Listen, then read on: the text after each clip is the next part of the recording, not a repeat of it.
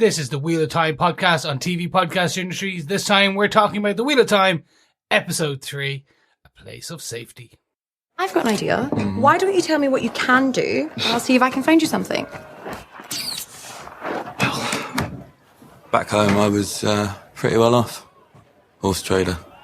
Thank goodness you're here. Everybody, I have a horse trader with no horses here.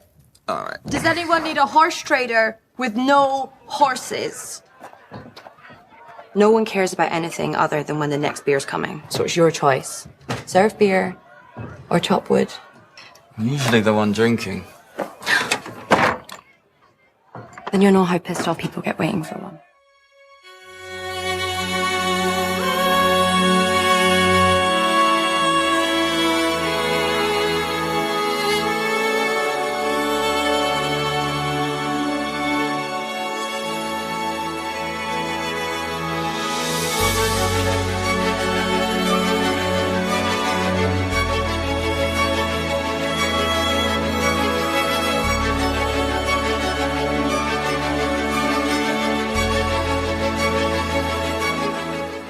Welcome, fellow Wheelers, back to the Wheel of Time podcast on TV Podcast Industries. We're here, we're talking about episode 3 of season 1, A Place of Safety. I am Chris. Hello there, Chris. Yes, I am one of your other hosts, John, fellow Wheelers. Derek is still absent without leave. We're getting worried. We're going to be sending out the Aes Sedai for him, I think, at this stage. Or no, well, actually, maybe they captured him based on the end That's of this true. season. He could be the producer reborn. Oh, okay. Oh, I like that. Yes, that could be quite good, couldn't it? But yeah, welcome back, fellow Wheelers, for episode 3, A Place of Safety. Again, initial thoughts, Chris. What do you reckon? Top level, I'm very happy. As a singular episode, fantastic. Like, I really enjoyed it.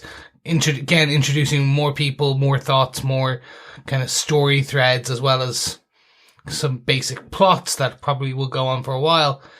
As a whole of 3 opening episodes, yeah. Oof, yeah. Exactly, yeah. It's actually a really nice, dare I say it, holy trinity of episode, and it builds. I mean, it ultimately builds, which I think is the only thing you can ask for. Really, is that whatever thread of this waft and weave that they take, that it just builds really. I thought this was really, really good. The idea that the danger is everywhere. It's not just the in-your-face danger from the malformed Trolloc. Yeah, exactly. It's everywhere. You know, the Dark One's threads go out much more than you think. So this was really good, I really liked it. And you were saying as well, one of the other great things about it being on Amazon Prime this series is the X-ray function. So good. Yeah. So a quick shout out, if you are on just a kind of on your phone or any major device or web browser, you can click the X-ray option. It will give you trivia. It will tell you the actors in that scene. You can jump to certain scenes, and the trivia is fantastic. Yeah, it's really good. And I mean, we're doing this podcast. We've got Chris, who's read all of the books. There's me that is, kind of just started on book 2, having read book 1. Derek, no reading of the books whatsoever. No reading in general. No. He's more of a pictures man, I think. But it's definitely, there's a lot of lore here. There's a lot of world building that has to be done. And the X-ray function on Amazon Prime really helps with certain different parts of it. So, if you hear something that you don't understand, like the Tuatha'an, or like we were talking about the Manethran, it's on there, and it will give you a little bit of a potted background of these cultures, these kingdoms, and so on. So it's really, really useful for a show like this. Yep. And even better now is what they've done is on the homepage of the show within Prime Video, and this is not an ad, by the way, not sponsored at all. I know. Sounds like I was very like, on the homepage, you can check it out now. Use code. No. They have all these extra little bits beyond the standard X-ray trivia, where they have organizations within the first 3 episodes you should know, and a bit more details, key characters, key names, key places, all there. And they have a wheel based timeline where you can scroll the wheel and it will give you the days of what happened on that day, assuming that it will be continue to be populated as each episode happens. They'll add the new kind of people from that episode, new things that have been mentioned. But yeah, really, really great play. If you want to dive in deeper, I suppose. Yeah, exactly. Great stuff. Excellent. Well, let us get into our spoiler-filled discussion of episode 3, A Place of Safety. Just a quick reminder to our fellow wheelers, new or old, existing, please head on over and subscribe to TV Podcast Industries, to the Wheel of Time podcast on any good or evil podcast player of your choice. Just head on over to tvpodcastindustries.com. And of course, we're still in that podcasting ahead of time, so please send in your feedback for our feedback section. You can send in emails at feedback@tvpodcastindustries.com, or there is, of course, the Facebook group at facebook.com/groups/TV Podcast Industries. I think without further ado, Chris, what are some of the episode details? Sure, I'm happy to give them. The Wheel of Time is based on a series of books by Robert Jordan. The showrunner for this season, and so far as we know, season 2 as well, is Rafe Judkins. This episode was written by Paul and Michael Clarkson, the Clarkson twins. You may wonder, why did I say the Clarkson twins? Because it's actually down as the Clarkson brothers, I believe. Yes, it really is. As writing credits. And they are an identical set of twin brothers who have also worked together on The Haunting of Bly Manor and His Dark Materials. You definitely see it in this. Definitely. Yeah, really just such a call to The Haunting of Bly Manor with Perrin's dream in this episode. Really good stuff. And they've worked on His Dark Material for the BBC as well. Yeah, BBC America. Yeah. Yeah. So they have credentials in that fantasy and horror fantasy world as well. And you definitely see it in certain parts, which we'll get to later. But finally, this episode was directed by Wayne Yip. He is a British director who's directed 3 episodes of Doctor Who, the seasons with Peter Capaldi and Jodie Whittaker. And he's also directed episodes of Nazi tracking drama Hunters and the comic book shows Doom Patrol, Preacher, and Cloak and Dagger. Excellent stuff. I loved Cloak and Dagger. So that is, again, another Marvel link for this show to our Defenders podcast as well, that looks at all things Marvel. And if you want to go really kind of tangentially, we could say Preacher via DC via Vertigo. If you really want to get there. That is or true. Actually, you could just go DC via Doom Patrol. Yeah, exactly. That would be quicker. Next up for Wayne, we'll be directing episodes of the Lord of the Ring TV show, which we'll be covering from next year, because guess what? It's also on Amazon Prime. It certainly is. Oh my goodness. This is like an Amazon Prime jamboree going on. And also we'll have The Boys. Oh my God, we have a lot of content next year. But we're not talking about next year or the amount of content we have to podcast. John, do you want to tell us what they all gave us for this episode? Sure. Split in different directions, the fragments of the group make their way across the world, all the while looking over their shoulders and all the while trying to anticipate each other's movements, to return to the Two Rivers or push on east to Whitebridge and onto the White Tower. Egwene and Perrin are chased by wolves across the plains, all the while trying to find time to rest and keep warm. At one camp, Perrin is tormented again in his dreams by the Dark One, as he has returned to his blacksmith and his dead wife. But the next morning, Perrin and Egwene discover the wolves have led them to tracks that head east. Following them, they soon catch up with a trail of caravans of the Tuatha'an, the travelling folk, who bring them into their circle for food, rest, and safety. Rand and Matt stumble across a mining town called Breen Spring, where they head to the local inn with enough money for food and tarp. Here they are introduced to a gleeman called Thomdrill Merrilin, who gives the two friends some very useful and expensive life lessons. The helpful serving lady Dana gives them work in exchange for food and shelter, but Matt has become increasingly irritant and is reluctant to help Rand with the jobs. At the back of his mind is the glowing purple rock and the thoughts of other plunder that he intends to take from the dead body of an ale strung up on the way into town. With his jobs finished, Rand soon discovers that the helpful Dana has not so helpful plans for himself and Matt. Dana's dreams tell her of the importance of the 5 companions to the Dark One. Having called a fade, Matt luckily interrupts dark friend Diana plans, and they manage to escape with the help of Thomdrill, who kills the dark friend before offering to take them east. Elsewhere, Moraine and Lan find help in an unexpected and unwanted quarter as Nynaeve uses her skills as a wisdom to treat the wound on Moraine's shoulder. Lan treats her warily after she tries to run him through, and he is also disconcerted that she could track the group from Twin Rivers. But her talents are not enough, and Lan manages to get Moraine to her Aes Sedai sisters for help.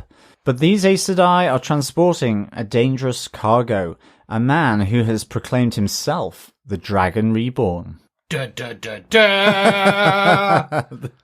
we need to get that sound effect. It really is like, "Bum, bum, wah." But there you have it. Yeah. It was an episode. It when was. you go back through it each time, you're like, oh yeah, that was a full 50-something minutes of just... there's very little, I should say, downtime. Yeah. Because we had 3 very separate stories going on, and each of those stories were very filled. Yeah, loads of information, and it's just the really sort of... it's the nice contrast here, with the title of the episode, A Place of Safety, all these journeys seemingly to safety, whether they be Egwene and Perrin to the travelling folk, yep. Or whether it is the helpfulness of Dana at the inn, or finally getting to the Aes Sedai sisters for Moraine so that she can be truly cured of the Trolloc poison, but also being kept alive by Nynaeve. So all of this is really nice, but I love the little twist with Dana. It really shows, as we were saying, the danger in this world, and not just from those that are obvious, like the Trollocs, yep. and the eyeless. So let's jump into that with our top spokes for this episode, because that is the one we do get a very prominent character being introduced, as well as you say, perhaps one of the greatest hidden factions of this land, the Dark Fiends, or Friends, I should say. Yeah. So spoke number 1, Rand and Matt meet a travelling gleeman, if you will. Yes, Tom Merrilin. So Gleeman is basically an entertainer that travels around the cities, yep. going inn to inn, telling stories, singing music. The bard from high fantasy. It very is. Much, yeah. It is this world's version of Jaskier from The Witcher. Yes, very much so. And interestingly, for Tom Merrilin, they meet here in Breen's Spring, which from the books he is actually at the Aemon's Field in yep. the Two Rivers at the time of the attack, and joins the group in their travels, or escape, I should say, from the hunting Trollocs. So this is slightly different, but it works really well, because I think it's a nice introduction, and it gives there feels like that connection with Matt here. It feels like they're birds of a feather to some extent. Very much so. Potentially, down on their luck, or at some point in the past, Tom was down on his luck, like with Matt. and they just seem, you know, they can both pickpocket pretty well. They kind of got that cheeky chappy sort of cheekiness about them. And they can get away with murder, I guess, is the usual phrase of it. And certainly, you know, I think that really kind of shows up when Tom basically, you know, sympathizes with Matt. Matt sees that glowing rock in the body that's strung up outside of this mining town, Springs, and he goes back effectively to plunder the corpse of this dead person. And in this moment where effectively Tom kind of says, you can, you know, a lot of people would say, no, it's desecration. Yeah. He says, we've all been desperate at some stage, you know, I'll give you 5 minutes, take what you can. But he does also then follow it up with, now you've stolen from him, you have to bury him. Yeah, the least you could do is bury the lad. So it's really, I think that's a real kind of bonding moment for these two characters. And I do like the kind of riposte from Matt with regards to his purse of money. Yes. So the moment they met in the inn of Breen's Spring, which is called the Four Kings, Tom pickpockets effectively what little Matt has, and in this moment he pickpockets it right back off Tom. Yep. As you know, they are seemingly bonding over this. So I think there's some real nice potential to come from this new companion on the road. Yeah. So Tom is a huge character in the books, and I was waiting for his introduction. Yeah. I was saying to you though, I did in my head, and this is a very unique point. I spent years with these characters when I was reading the books, and for quite a while, like there was a new one every 2 years at some point, or every year, especially towards the end, and I had different visions in my head. So Tom for me was very much the Gandalf look, gleaming with the long white hair and the big long beard. Seeing him here, I'm like, oh no, that works. It's just a different kind of view.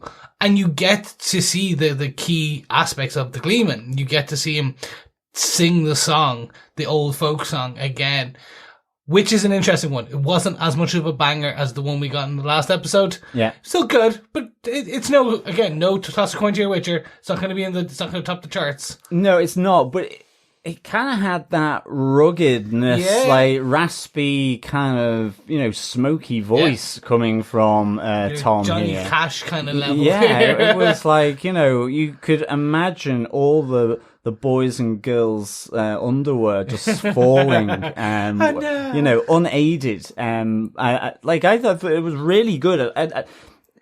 Yeah, it's not toss a coin to your Witcher, but again, it's another good bit of music, you know, that works really well, makes him feel smoky but, you know, a strong character, which is almost, even though I'm saying I think there's parallels with Matt, it's parallels from a previous life, because Matt is anything but confident, really. He's quite defensive, and I think Tom recognizes he used to be like that, but on his time, during his lifetime, I should say, you know, he's got his confidence, he's got his little niche in life that he does well, he makes money from, and it serves him well. And I thought that was really good, and a bit like yourself. It's weird, isn't it? You know, we've both read the same book. I always thought he had really dark hair, and certainly a bigger cloak. It kind of something that he would sort of waft around quite a lot, quite theatrically, when he was up delivering his tales and stories and doing his plays. So It's interesting, isn't it? But this to me is a really great character introduction for sure. And just some people may have just seen the outlines of it. The Gleemen are known for their cloaks or their coats because the inner lining is multiple different colours and patches and things like that. So it's the Gleeman's cloak, they used to call it. And there's different levels as well. So, I mean, there's even Gleemen that would perform in the big royal courts of the different kingdoms in this world as well. And then there are those that would just do kind of villages. So there's a bit of a, professional promotional scale that you can see for the Gleeman in the Wheel of Time. The one thing I do want to call very quickly is just the Ale Wastelander. So this is an introduction, which I don't remember being this early, but sure, let's go for it. The Ale Wastelanders. So we've heard about the Waste before, which is close. It's out past the near the Trollocs, out past where Lan is from. It's mentioned that way. We hear that it's an Ale Wastelander, members of the Freefall. That is all we've given. We know that they are severely dangerous. They are basically, if you see one with their veil up, they will attack you, according to Tom, and you are dead. But beyond that, this Ale was killed for just being different, from being not from this town. And Tom had heard that they were that the town was bragging about killing an Ale. Yeah, this was a new sort of entry, I guess, into the greatest hits of different things from the Wheel of Time for me, and until that conversation between Tom and Matt. For me, it was simply the big, sort of sparkly, glowing purple rock that he had still attached to him, and that, Matt was behaving like a cat chasing 1,000 laser points here. It's bright, it's sparkly, it's probably going to get me money, and I can nick it as well. Yep. So off I go. Matt has got his mission here, and Matt actually, because you see that at the start, Matt feels distracted a bit. He and irritated. He snaps at Rand. He doesn't really want to do the jobs that are being offered. He certainly doesn't want to chop the wood with Rand. And I do like the fact that ultimately it gets a little personal in that he has a dig about Egwene, which Rand doesn't appreciate. When Dana is trying to be really helpful and offering the jobs, she says about doing the washing up, and he's just like, no. What about the laundry? No, I sleep in sheets. He's not really wanting to do anything. He's a little bit irritated and distracted for various reasons. So, I thought that was a little bit out of character, but I guess it's the stress of the whole situation, because a lot of this episode is also about going back to the Two Rivers, or progressing on to Tar Valon. And for Matt, you understand he's also deeply caring, like we said in the last one, with his sort of reassurance and comforting of Perrin in Shada Lagoth. He wants to go back because he goes, my two young sisters need me. He knows that he's left them with probably the worst parents ever. So, that's his motivation here, as much as anything else. So, I thought that was really good. As is Dana, actually. She's really, really good in this really friendly, sort of flirty, helpful serving girl from the inn. Yep. Well, in the beginning. but that's it. It becomes that jolt. It's what's so really cool about her character here is that you're going, yes, they've gotten shelter, they've gotten food, they're earning some coin, and this is the place of safety for the time being, and that rug is just ripped from underneath them, and it's the person who has been their most helpful, in this mining town in Dana. Yeah.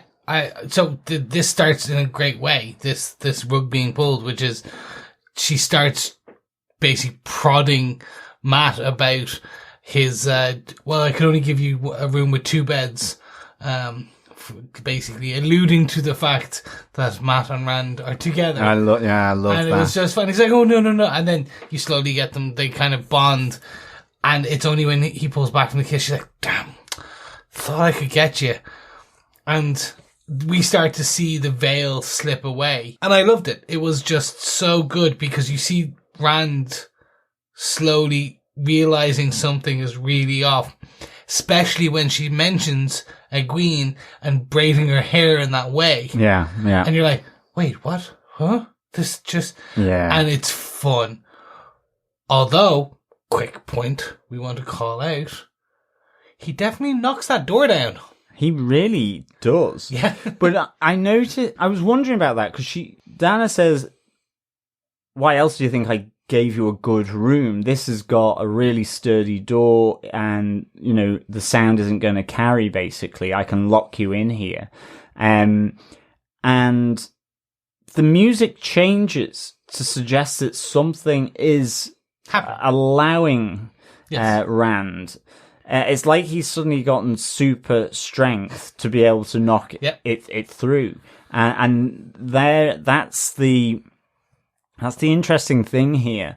I think, because you kind of like going, what? Because there's no weaves coming out of him or anything like that. So is it just because he has literally done a Captain America at the wood chopping station, and so he's suddenly like so buff that he's built his strength up enough to knock through this door like an elephant, or is it something else?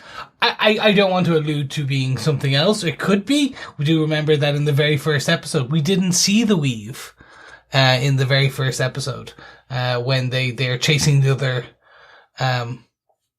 potential dragons. Who knows? Well, exactly. It is. It's an interesting one because I'm not entirely sure I recall myself. So this is going to be a journey. This is going to be a journey of discovery for sure. So he does escape, and he goes on the run. He finds Matt. He's being chased by his own heron blade. Yes, I love that Dana did look like the medieval version of Terminator 2. She was a dark friend with skills. Yes. And because she had the heron blade, it looked like the extension of the Terminator 2, the T2, and just the changing course that she did. She was focused on getting them. Yeah, no, so for me, this was just fun because it's the introduction. I had completely forgotten about the dark friends and all that in terms of this aspect. So I was like, what is going on? And as she starts mentioning, I've dreamt about you. Yeah. Starts talking about the dark one. And the 5. Yes. That was the one I went, call. Oh, yeah. Oh. Yeah, good call. Yes. These potential reborn dragons it's ticking up. Yeah. We've gone from 4 now to 5, and by the end of it, potentially it could be 6. Yeah. Although, so he's certainly given his options open as the dark one. But he doesn't want to. He doesn't want to kill any of them. He wants the dark friends to bring him back the dragon report so that the dragon may break the wheel, break the cycle, reveal themselves with exactly, and to break the cycle with, or realize their potential, I guess. Yeah. So I really enjoyed this. I enjoyed also seeing essentially Tom's. We had see him pocket or palm the blade earlier. Yeah.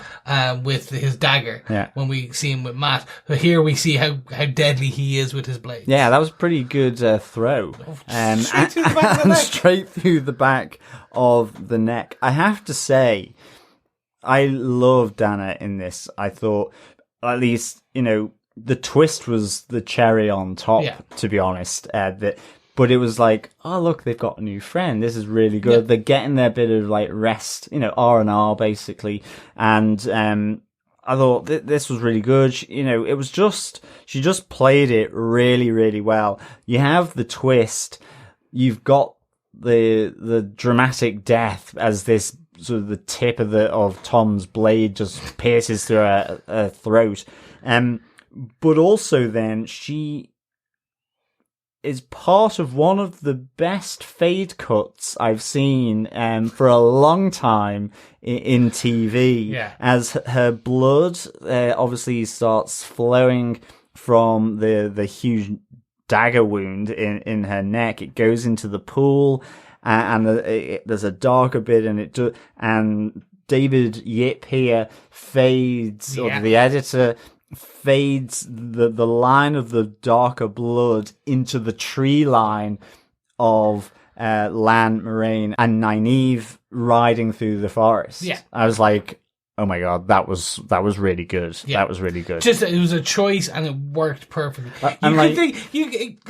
Is if you overuse it, it would be really annoying. Yeah. But just in this, I was like, "Oh no, well done." Yeah, that was exactly. That kind of, Exactly. And you're just there going, did they plan that, or was that just something that happened by chance? And the editor went, "Oh, this I'll is take perfect." I mean, you can imagine the editor just kind of going, here's my Emmy award now.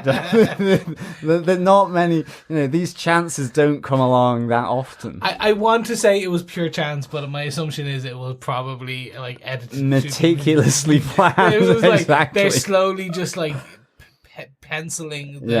We've got to set the camera here so we have that tree line on that angle, and when you drip the blood, do it at this speed. Yeah, exactly. Gosh. Yeah. I think it's an accident. Yeah. It's but gotta it be. was a happy accident.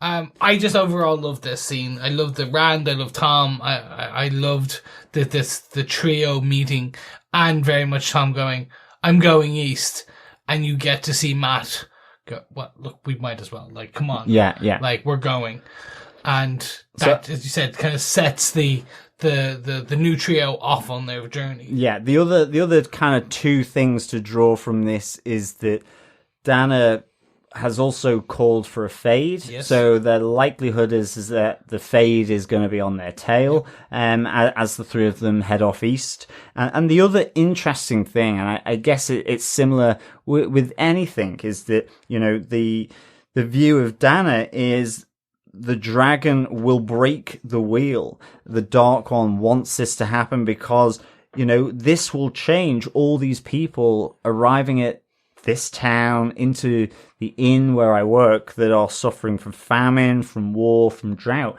It's the age-old question, I guess, of factions or religions or whatever it might be, is, no, I'm right, no, I'm right, no, I'm right, and this is why. And at the same time, there is that same righteousness coming from the Dark Friends, the Dark One, and that's why the Wheel of Time has to be broken, to break the cycle of war, pestilence, famine.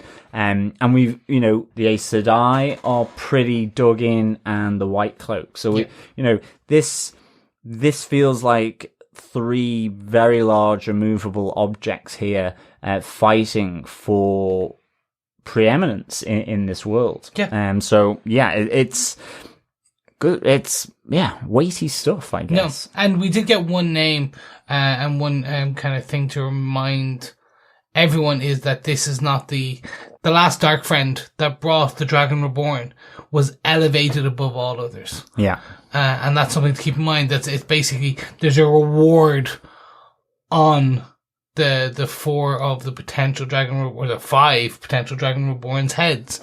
There is a reward out there. So just that every Dark Friend is going to be going after them, but a Dark Friend could be anyone. Yeah, that is the thing. It is getting very X-Filey here. Yep. Trust no one. The truth is out there. The truth is out there. Someone, just somewhere, is the cigarette-smoking man in this it's world. not Dana, because it would just be going out of the other side. Exactly. But let us move on to our next top spoke of this episode. Spoke 2. Yeah, we have Perrin and Egwene. Yeah. This was a fun one. It's a very short one.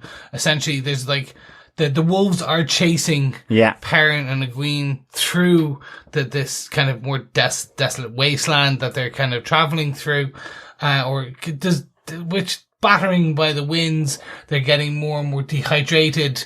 It is getting worse and worse for them. And we get, as they curl up for the night, they finally find shelter, and Perrin is trying to start the fire. We see Egwene potentially channel the source. Yeah. We don't know. It was a nice thing, wasn't it? Yeah. Perrin, was that me or you? Yeah. Yeah. And you see this, they don't know because, and we don't know even we know she was attempting it and we could start to see, and then it was just one of them managed to get a fire going. Yeah, it looks like Moraine has certainly piqued Egwene's curiosity in experimenting in using the one power for sure. Yeah, this was really good. The running from the wolves. I think for me, the two things were Perrin's dream and being chased by the wolves, or I guess as we later learn, is being channeled by the wolves to the tracks of the Tuatha'an, the travellers. But coming back to Perrin's dream, it was just really fantastic, really creepy, and having watched The Haunting of Hill House and Blythe Manor, there's some real good parallels in this dream with some of the things that they do on those shows, that like just having the glowing ember eyes just off through the glass of the window, and you may or may not catch it. And that is one of they did that a lot on Blythe Manor and Haunting of Hill House, and just things placed with maybe a slight movement that you may pick up on or not. And this was really, really creepy, really well done. And then the dead coming back, where we see, again, Perrin's wife is dead, where we see a wolf essentially devouring the corpse of Perrin's wife, or at least going for the remainder of her innards. Yeah. And then she turns the head, and you get that very much dead zombie, eyeless, kind of grey-eyed.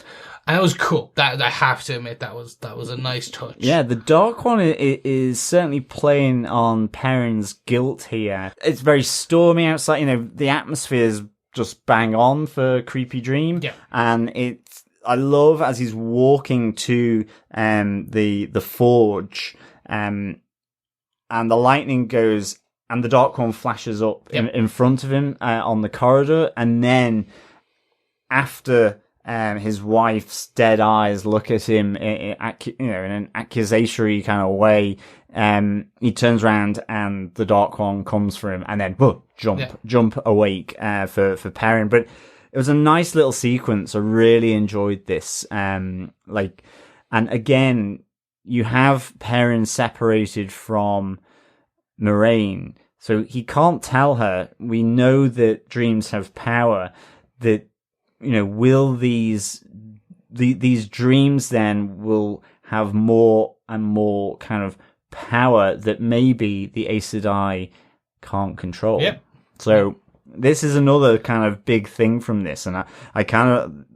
For me, this was, straight in, dare I say it, my wheelhouse. Yeah, no, definitely. I really enjoyed just even the look and feel of just the dreams starting to become that bit more washed kind of look on the lens, or kind of that kind of more fuzzy. I think it's fuzzy is the best way I can say it. It's just, it just wasn't as crisp. Yeah. So it's the dreaming world. But that all leads to the wolves pushing them or channeling them, as you said, to the Tuatha'an. And these Tuatha'an it's great. It's fantastic to see them realized in this, the traveling folk. And it's again the joke that they will steal your children and steal your coin. Yeah. They do go through the ritual. Yes. Which is quite an interesting thing. More will come from this, and I'm assuming probably in episode 4 we'll get the explanation of the song. Do you know the song? And there's a whole ritual behind this. Well, and the reason that's inferred why they're traveling is because they're searching for someone. Searching for the song. Yes, and they haven't found it yet. Yes. And both Perrin and Egwene don't know the song. But this was very short, but a good introduction. Again, they're bringing them food, safety, shelter. Yep. In the same way that at this moment we think Dana is doing to the two lads at Breen Spring. Yep. But it's Ayla and Warren, the kind of the chiefess and chief of this traveler group, and of course, to coin a phrase from The Simpsons, there is stupid, smooth, sexy Tinker, which I think is the son of Ayla and Warren. Yeah. So, yes, again, certainly he will be batting his hazelnut eyes, I guess, at Egwene. Yes, stupid, sexy Aram, the travelling folk. It's great to see them. These will play a part. Yeah. And again, we get more mentions of kind of just more seeds of who are these people, what is happening, and I think you gave just enough to pique the interest, I think, on this one. Yeah. In this episode. Like you said, it was just a quick introduction that they got the safety and stuff. I think if they had spent any more time, it just would have felt out of place, especially because the Perrin and Egwene's kind of rush journey to date. And especially the fact that it was kind of interspersed with Nynaeve and Moraine's and Lan's overall journey. So I think that's a good time now to move on to Spoke 3. I think so, yes. I guess we've kind of done it slightly in reverse, but right up front we have just the little backstory or flashback to Nynaeve escaping her Trolloc captive. And I, for one, really enjoyed this. Firstly, I thought just being pulled by the braids along, but there is that moment where, you know, it seems like there is a helping hand from a fellow Trolloc here to one who's kind of been injured within the attack, but it ends up being a helping slaughter from a fellow Trolloc who basically just guts him and begins to devour him, thinking that Nynaeve is kind of conked out on the path. But she runs off and goes to the sanctuary of the pool that we saw in episode 1, the sacred pool, where she hides in the water from the Trolloc that it has basically realized she's done a runner and chased after her. The one thing here, you know, again, I think we mentioned about the CGI, you know, there's purportedly like 10 million an episode here. And the Trollocs, again, I think are realised really well. I've said that now. This is the third time I've said it. In this light, in this cave, and it's just as the Trolloc comes in, and you have Nynaeve head down below the rocks in the pool, and you just see his hind legs, and the capturing of the light, the movement of the muscles in that heel. I'm like going, that's just like incredible. Yeah. The effects level is to the point that its movements are effectively changing the texture of the surface of the skin of the Trolloc, and in the light, I'm just like, yeah, it's such a small thing, and I guess most people don't even notice it. It's mainly because the center of the shot is at Nynaeve's head level, and she's down in the pool, and so the top part is all just of the hulking hoofed feet of this Trolloc. Yeah, and it's like, that's pretty amazing, that level of detail and render that they do. Yeah. I mean, it's nuts. I remember watching one of the interviews with Rafe about this, about the kind of the Trollocs themselves, and they said they've used a mix of practical and CG. Yeah. So probably what you had was one of those stilt walkers in a kind of furry suit, and then they've overlayered the additional CGI into the muscle movement, and it does then end up being this beautifully grotesque vision of a kind of the Trolloc itself. Yeah. But yeah, no, really good. And we do get to see Nynaeve kind of. I think you called it. It was the Predator moment. It was. Like, from the ground, she is now Arnold Schwarzenegger. Yeah, she is definitely my new favorite person in this show, because she was giving out Predator vibes, but even Alien vibes, and she took down that Trolloc with no mercy, and with its own knife as well. Yeah, with its own knife. Like, she's badass. And I mean, that braid fling at the end, I was like, it was just brilliant. It was so good. And I was just like, I was absolutely with her all the way. And then it cutting to her still with the Trolloc blade to Lan's neck, and she's just like, where are my friends? Like, that is badass. That is simply brilliant stuff. The other interesting thing is, we saw it in episode 1, when myself and Derek were talking about it, was Lan came across a load of dead sheep in the, we're calling it the fat apostrophe shape. Reminiscent of how the White Walkers in Game of Thrones kind of do the outward spiral. And interestingly, after Nynaeve had sort of dispatched this Trolloc and it sank below the water, the blood came up again. It looked like it was in the shape of the fat apostrophe. Yeah.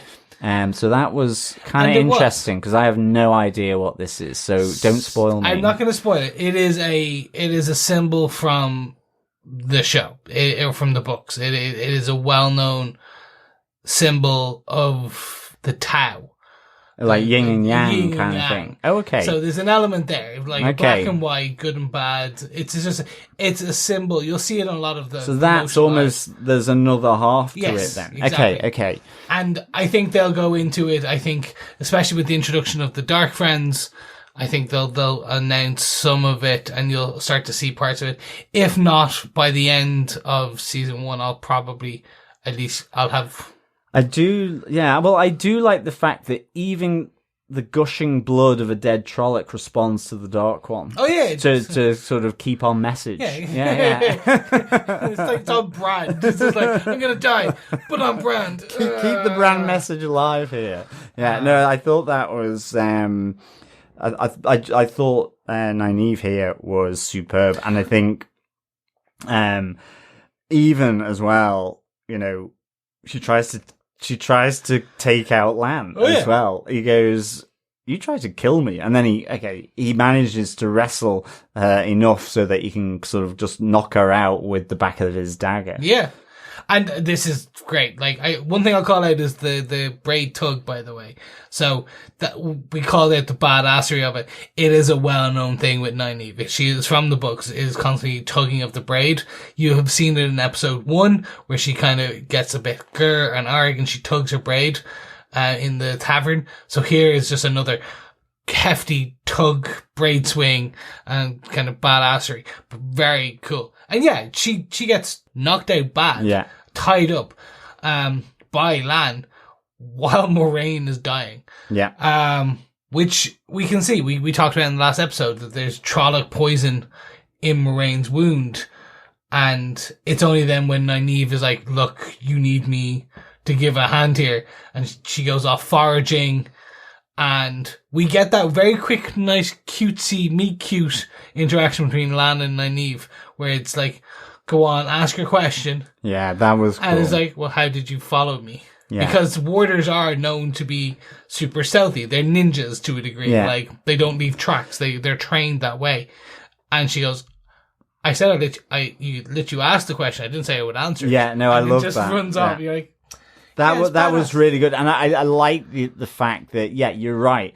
Lan is both a little wary and disconcerted because how on earth did you track me to this point? But I guess simmering under that is a little bit of sort of admiration that she's can do that. So I really like that interaction, because I think, so far Lan has literally been the loyal sort of warder of Moraine. Yeah. And this was kind of the first moment, really, I feel, that you kind of, that broke down, because Moraine is, practically dying off on a mossy bank. Well, we don't know where, somewhere. Left by herself. So, that maybe there's a bit of freedom here. But I thought that was quite nice. And certainly because, even Nynaeve suggests the bond, says, I've heard about the bonds between a warder and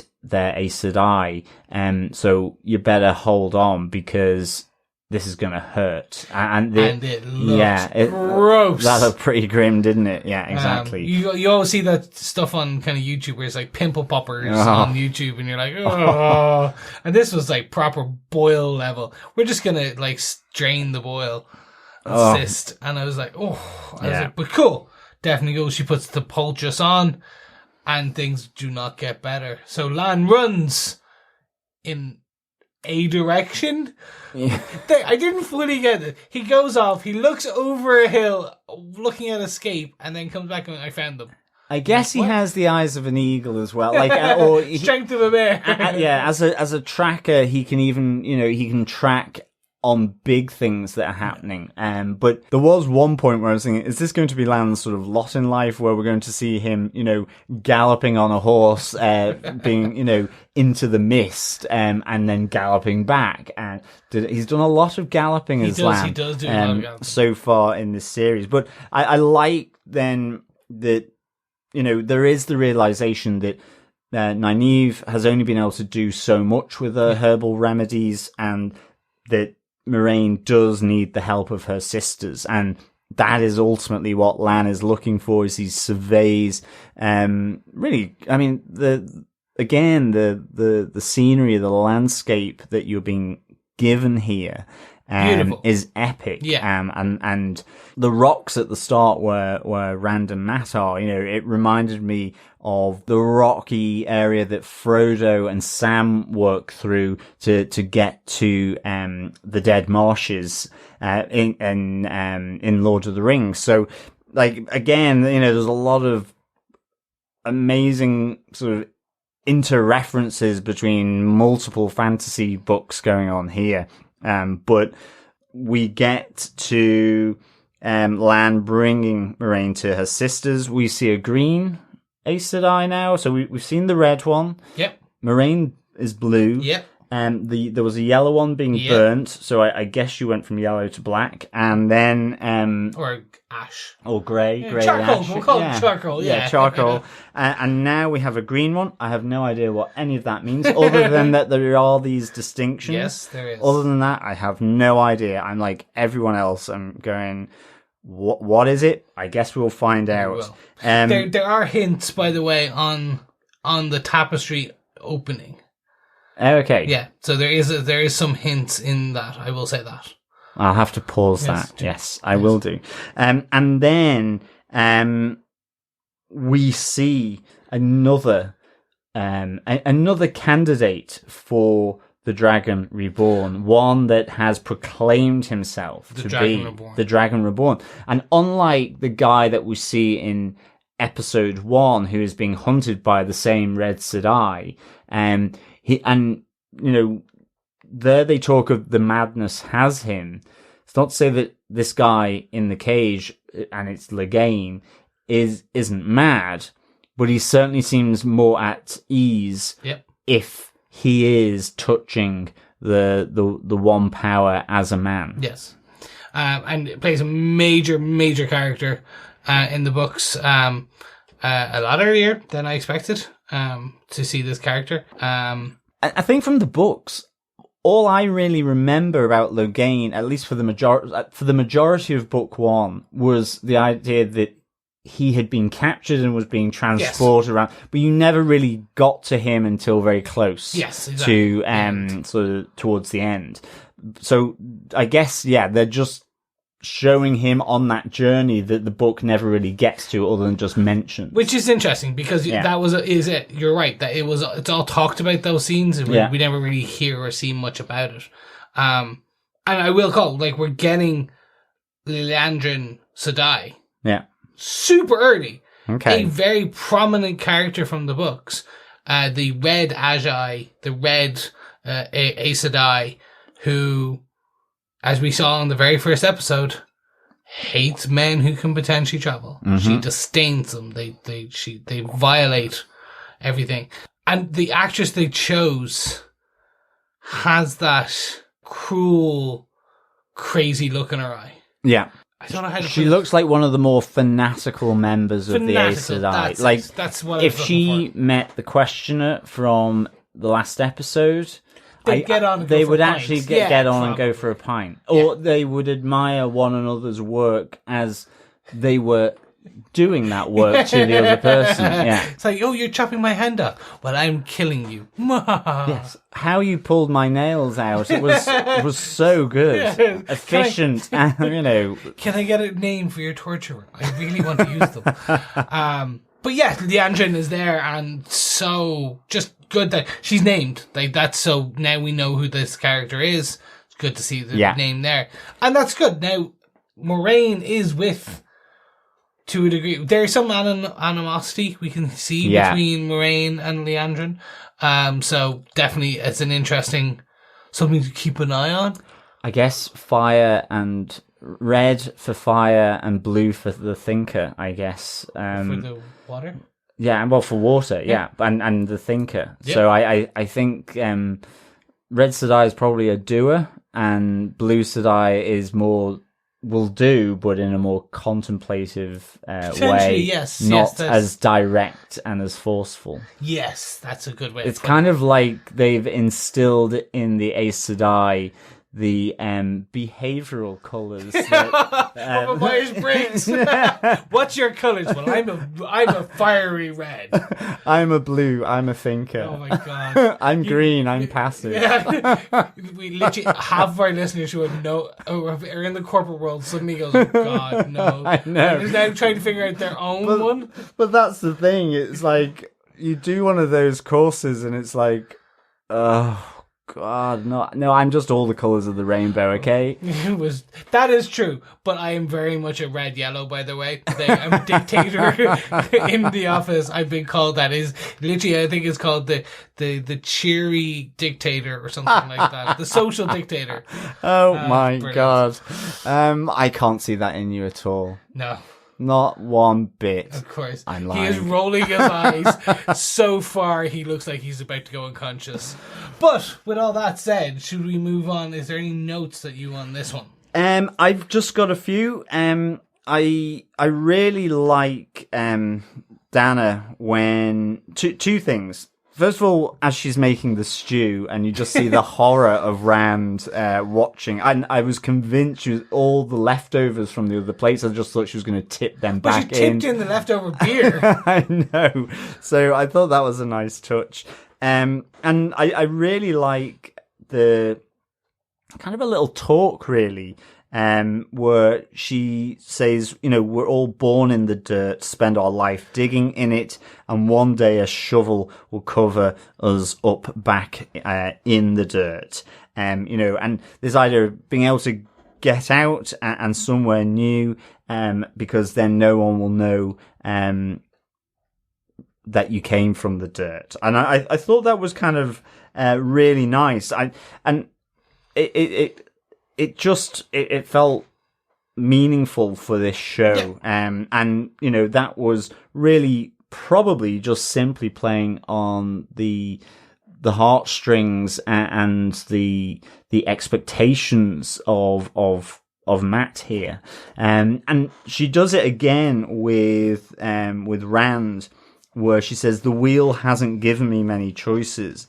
Those I've had have effectively led her to what she's describing as this dead-end job in a dead-end town of a dead-end life, where, you know, you're not going to be able to find a man that can string a sentence in the way that you do, you know. So, and it pulls out from Rand that I hadn't really thought about the Wheel of Time ever, you know, that much until that conversation with Tam, his dad, as they're celebrating the Feast of Lights being Beltane.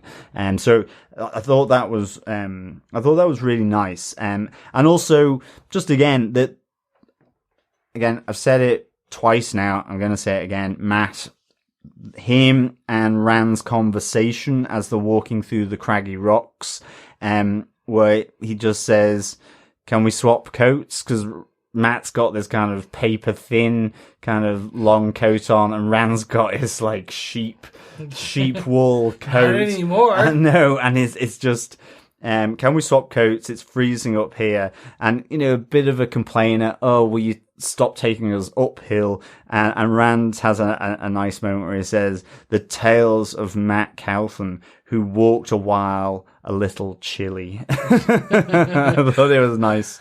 Yeah. Oh, that was really good. I will quickly call out just another line from Dana, which was, "If you think I don't drink on this job, you've sorely misjudged me." Yeah. I was like, I really want to use that in my life some point. Exactly. She has just articulated what everyone wants to be able to do. Yes, we're all drinking on our jobs. There's a couple one for me, just that Tom mentions a few very well-known places in this that will come in later on.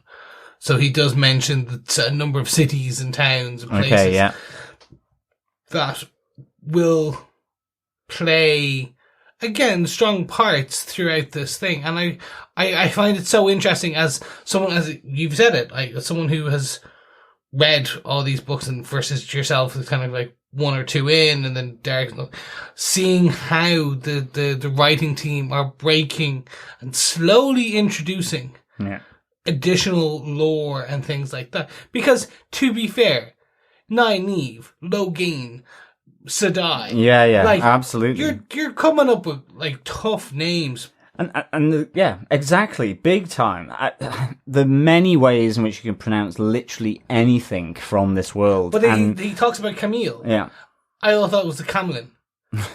Like, literally, in my head for years, I'd been calling it Camelin, and he was just like Camille. And I was like, all right. My pronunciation is Adivinda. And I was like, oh. But it's fun to see them, that they're just dropping these slowly. Yeah. I'd like to say they're dropping pieces around the wheel, talking about how the wheel weaves and where it turns and the different ages. Yeah. And you're like, you're dropping some pretty heavy exposition, but you're sprinkling it in throughout 3 episodes, nearly 3 hours. And you can just simply roll with it and wait for it to unfold, whether it is in this series or season 1, or in the next. Or, then as we said at the top of the podcast, there's the X-ray feature where you can at least get something that maybe will help you just to remember what it is for when it does come in. Because, one of these things with sprinkling it in, I remember this from Game of Thrones, because I basically hadn't read the books and read them simultaneously, pretty much, and then got ahead. But it's just that in some ways, if you don't have that, it's easily lost because of the complicated ways in which they're said, or how differently they're said, or just what is trying to be conveyed. So I think the X-ray feature really works for a show this laden with lore and mythology and world building. Yeah, especially because imagine here, it'd be like, you're going to America? Where's that? And it's like, oh no, I was just over in the town called Lonedown. And you're like, oh, okay. So you're going to London, and you were previously in America. Like, for us, it all makes sense. But as you're kind of like, for them, they know all these names and stuff. But here, you're just slowly kind of learning new names of towns and cities and places. It's like, how do you say Worcester? Oh, Worcestershire sauce. Yeah, Worcester, or... I always say Worcestershire. Worcestershire. Or Gloucester. Gloucester. I can say that one. There you go. Exactly. Yeah, but that's because but for people coming from outside of, say, UK, certainly, or Ireland, best one. Then it's like, how is that pronounced? Because of the letters and the order in which they appear. Yosemite. Yeah. For years, as that was written, it was Yosemite. Because it was Absolutely. an Apple. It was an Apple product feature for a while. Yosemite. It was one of their versions, and I was like, Yosemite. You know, when we're going to, it was on Yosemite. It was the latest feature. They were like, what are you talking? What is Yosemite? Yosemite. Oh, nice. Now yeah, exactly. And on that bomb, yes, of me, kind of really, we have spoken. But I must ask, John, did you enjoy this episode of Wheel of Time? Oh, I really did. I thought this was a superb episode. Loved it. I'd give it 4.5 slap and tickles out of 5. Although maybe I don't think I can do better actually, but nonetheless, I think this. Yeah, I loved how they ran with the 3 kind of fragmented groups. Loved Nynaeve. Absolutely loved her in this, and I cannot wait to see more of Nynaeve. So good.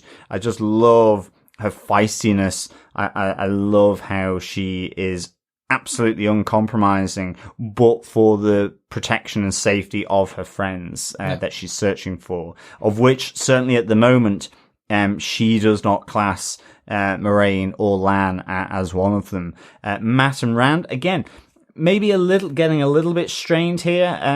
Certainly once they had gotten to Breen Spring, but I loved Matt, and again in this episode, I loved his interaction with Tondril Merrilin, Rand as well, with Dana, and she was amazing. It's actually, for me, it's one of those moments where you get a character that's in here for one episode and just played it to a T.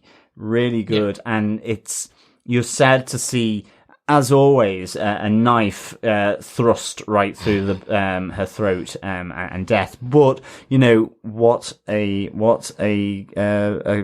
editorial fade cut that we got from it. Dare I say it? And then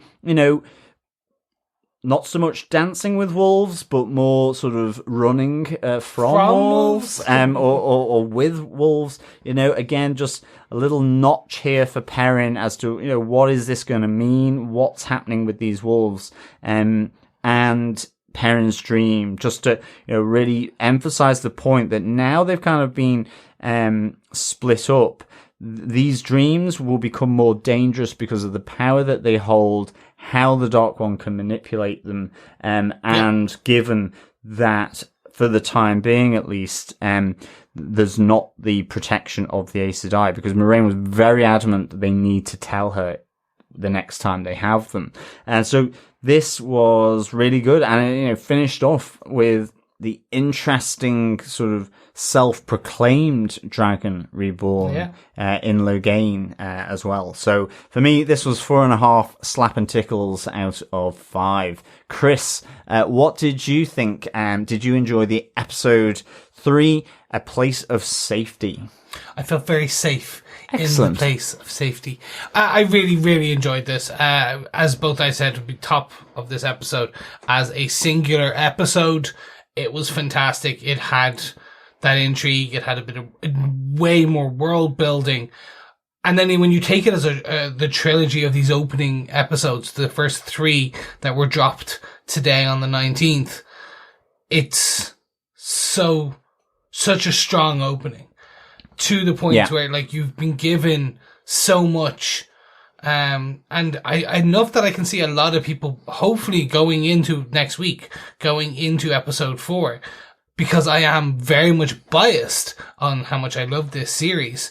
But for me, it's seeing this world come to life, a world that I've for years imagined in my head, and with some artwork that was on some of the original book covers. That's it. It like any beloved book, it was like with getting Lord of the Rings on film, or getting Doctor Strange as a movie. You're just like going, just please get it right, please get it right. And when they do, and by that I don't mean it's slavishly faithful to it, but the adaptations are meaningful because they understand ultimately the characters and the world and the relationships and the motivations. Then it all plays out really well. And I agree. I think they're doing a really, really good job. And I've absolutely enjoyed these first 3 episodes and cannot wait for episode 4. Yeah, no, it is going to be a good one. But we must wait a while, at least a week. So why don't we head down to the pub and have a wait? Yes, definitely. We are heading off to a little old inn in a little old mountain mining town. We head to the Four Kings, of course, in Breen's Spring for the Wheel of Time pub quiz. It is episode 3. It is a place of safety. This is question 3. Will this be a safe question, or will it be excruciatingly hard and difficult? I think you'll be able to find it. Just remember... Use the pause button or put up the subtitles. Remember, all our questions are taken from the episodes. Yep. It's not asking for anything that you cannot get from the episode. So, question 3. How many coppers does Dana, the serving girl, charge Rand and Matt for their meal and their donation to the Gleeman? Once more for yes, those. Absolutely. Always do it twice. Yeah. Chris? How many coppers does Dana the serving girl charge Rand and Matt for their meal and their donation to the Gleeman?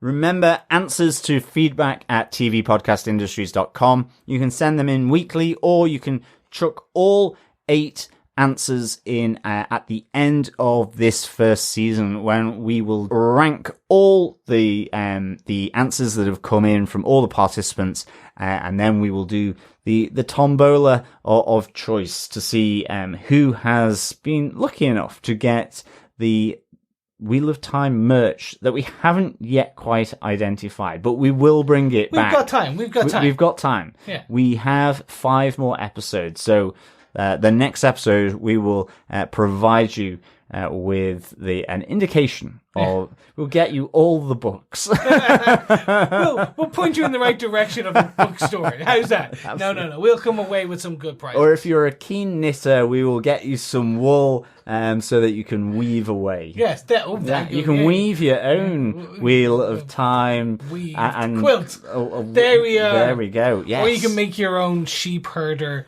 kind of coat, much like Rand. But we will figure that out. Yeah, we will be definitely getting there. So bear with us whilst we search out the goodies for this pub quiz for the Wheel of Time. Yes, but if you want to just give us some standard feedback on what you thought of this episode or the first 3 episodes of the Wheel of Time, don't forget you can send us a voicemail to feedback@tvpodcastindustries.com. You can email us at that same address with, just remember to put in the subject line which episode you're giving us feedback on, and you can just throw that to feedback@tvpodcastindustries.com.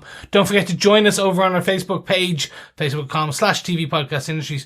Or if you would prefer, head on over to our group on Facebook, where we put up spoiler posts for each and every episode, and there's a community and we all kind of chat along around each episode, to facebook.com/groups/tvpodcastindustries.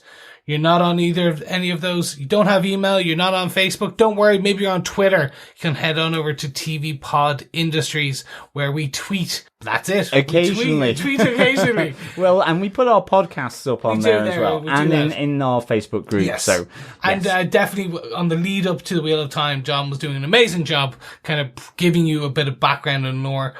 So it was definitely fun. Yes.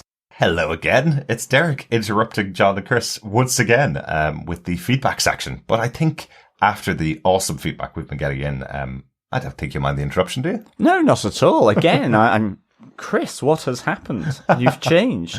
I have. Yes, Chris stepped into my podcasting chair for episode 2 and episode 3. You guys podcasted together in the same room as well. Which is really good. Yeah. Something you haven't done for years. Not since the Marvel Netflix, really. Yeah. And then sporadically since then, for sure. Yeah. So really good. Thanks again for the episode. It was really good listening to your thoughts on episode 3. This was my favorite episode of the 3 so far. But I know the necessity of the first 2 episodes, of course. Kind of opening the world, giving us the exposition about all the factions and all the people that are involved. But this episode felt like a really exciting episode. once again, Amazon Prime doing this great thing with this launch of a series with 3 episodes to give you a real flavor of the show. And it feels like a big movie, being put out all in one day. So, really, really enjoyed it.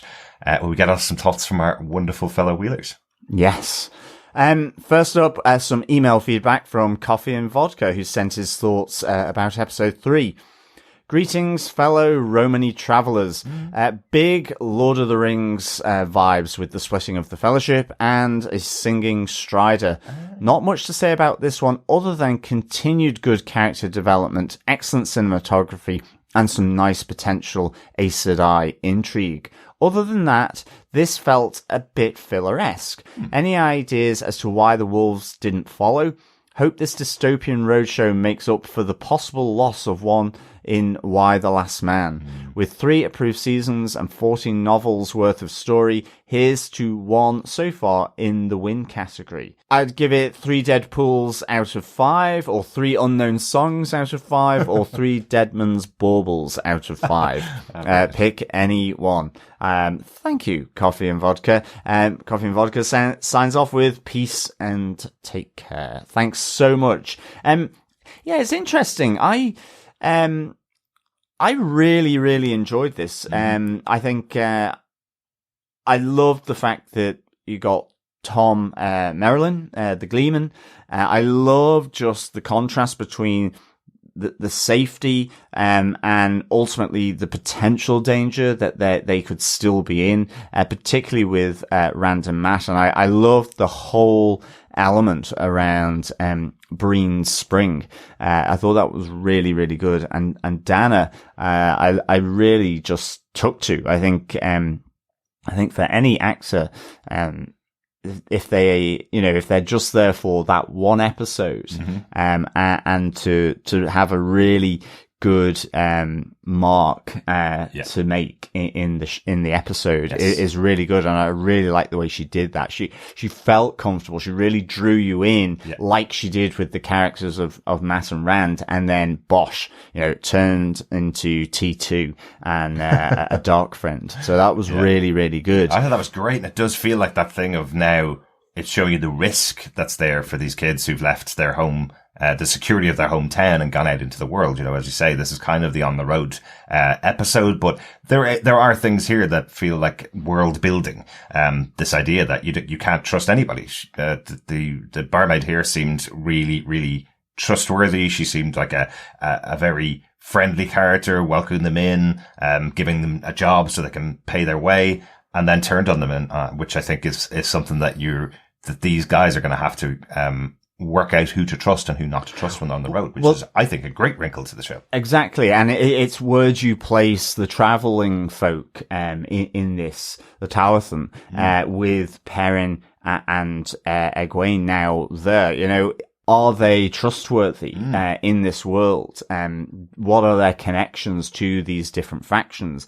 And then with Lan bringing Moraine and Nynaeve to her sisters, the other Aes Sedai that we saw in episode 1, and whilst they will absolutely help as a sisterhood, you do get a sense of a little bit of a competitive nature between the two main Aes Sedai of Moraine and the red Aes Sedai that we saw in the first episode. And there has to be a reason why each of the factions of the Aes Sedai, I guess, are wearing different colours. So there has to be some kind of reason why they're in different kind of segments. So perhaps some of the segments don't like each other. That'll be really interesting to see in the next episode. Thanks, Coffee and Vodka. Let's head on over to Facebook for some Facebook feedback. First up, Dr. Bob Phillips says, the obsession with bowel devouring is notable in this. Not sure if it's a book thing, Chris Jones, and I'm not convinced the crunching sound effect was entirely accurate unless some significant digestive issues ante-mortem. Really enjoying the weaving of dream and reality and the flitting of the expectation with characters. The herding of the groups to the tower makes me a little concerned we're going to end up in a pen, but what worried me most was if someone on the podcast decided to try and emulate the Gleeman. Ooh, I don't know. I haven't actually finished editing the 3rd episode as I've come in to interrupt you guys for the feedback. Did Chris do any kind of vocalizing throughout the episode? Well, I can confirm that didn't happen. Okay, good. Yes, and I did have my sedative ready in case there was any attempt to do this. Fantastic. I think I think the music so far, or the singing has been really good, and really enjoyed it, for sure. You do kind of feel that. I wonder whether they've, whether that was part of the casting process, whether each person had to sing a song to see if they had the voice to be able to do the songs. We had one back at episode 2, and now we have the Gleeman coming in here with doing this really interesting storytelling song. So very important to his character, I understand. Absolutely. Yeah. I really enjoyed the opening of Nynaeve's kind of quick flashback to how she escaped, but I loved how the Trollocs, that one seemed to be maybe comforting the injured one, and then effectively went all sort of Hannibal Lecter on it. Uh-huh. I know Chris responded to your comments on Facebook, Dr. Bob, as well, about the bowel devouring. Not specifically a book thing, he says, not something that carries on throughout 15 episodes, but very visual for the show. And I guess because it's in the dream, I guess the crunching sound effect would just more something that you would hear in a dream, right? It's not a vision that he's having or a memory that he's having. It may not perform the same way it does in the real world, right? I guess so. Yes. There you go. Giving them an out there on Wheel of Time once again. Thanks, Dr. Bob. Yeah, thanks, Bob. Dan Lisa is properly getting into this now. Mm-hmm. One of those shows where you go, ooh, every time the credits roll and you realize you have to wait another week. From what I can see, they are managing to cram a whole lot into each episode without it being overwhelming. There you go. Yeah, definitely. I think myself and Chris were very much talking about the sprinkling of lore throughout all of these episodes. Mm-hmm. Some, I guess, as Chris is better placed, that really sort of at least hint at things significantly down the line, right, in other books. And yeah, I guess that's really interesting. It's difficult sometimes to just retain that if, right, and the context, and even if it is important. Mm-hmm. But I do think that they are managing that really well, as you say. Absolutely. Absolutely. Thanks, Dan. And thanks to everybody for your feedback that you've sent in to us for the first 3 episodes. We will cover more feedback on the first 3 episodes when we get to episode 4, which will be coming out at 5 p.m. GMT next Saturday, the 27th of November.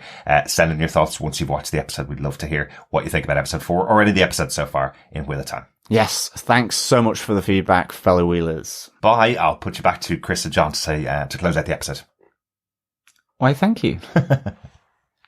Thank you. Remember, share the love by sharing the podcast. You can head on over to tvpodcastindustries.com, where you can subscribe to the podcast on any good or evil podcast. We're on Apple. We're on Google Podcasts. Spotify, you name it, whatever you listen to, just search TV Podcast Industries, and we should pop up in the old earlugs with our dulcet tones. You can also support us over on Patreon if you want to, at patreon.com/TV Podcast Industries for a regular amount, or over on buymeacoffee.com at buymeacoffee.com/TVPI for any one-off support that you want to do. But any which way you support our podcast is absolutely appreciated by myself, Chris, and Derek for helping us to get out the podcasts, get them out in good quality, and do all the bits and bobs required for our podcasts. Yes, we will be back next week, this coming week, for Marvel's Hawkeye, which kicks off Wednesday. Marvel Wednesdays over on Disney+. Yes, that kicks off with the first 2 episodes. And that will be out then. And then we will be back then on Friday with our dulcet tones in your ears for the 4th episode of The Wheel of Time, The Dragon Reborn. Yes, absolutely. Because we got screeners, we do have some embargo. So the podcast will be coming out at 5 o'clock on Saturday after each weekly release from now on. So we'll be keeping to that schedule as well. But as always, fellow Wheelers, it is a pleasure talking to you about this huge world of the Wheel of Time. Remember, now there are no beginnings or endings, but this is the end of the podcast. Remember, keep watching, keep listening, and keep wheeling. Bye.